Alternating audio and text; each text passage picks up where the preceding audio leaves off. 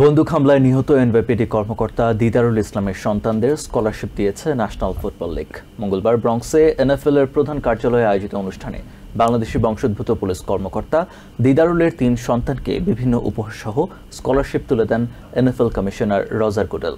এই স্কলারশিপ দিদারুলের সন্তানদের ভবিষ্যৎ করতে সহায়তা করবে বলে আশা জানান তার শ্যালক ও পুলিশ কর্মকর্তা কামরুল হোসেন।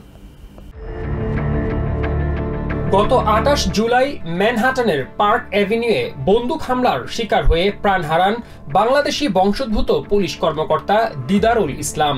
মৃত্যুকালে তিনি ২ ছেলে রেখে গেছেন। পরে তার স্ত্রী আরও একটি ছেলে সন্তান জন্ম দেন। দিদারুলের মৃত্যুতে অনিশ্চয়তায় পড়া তার ৩ সন্তানের পাশে দাঁড়িয়েছে ন্যাশনাল ফুটবল লীগ এনএফএল।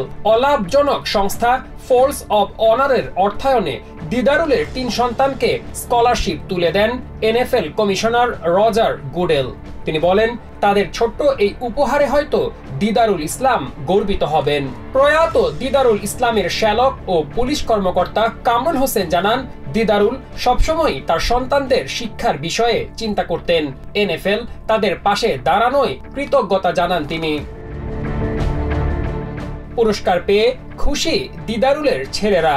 বড় হয়ে বাবার মতোই পুলিশ কর্মকর্তা হওয়ার ইচ্ছার কথা জানিয়েছে বড় ছেলে Ayan Islam. Masum Hasan, TVN 24 news desk.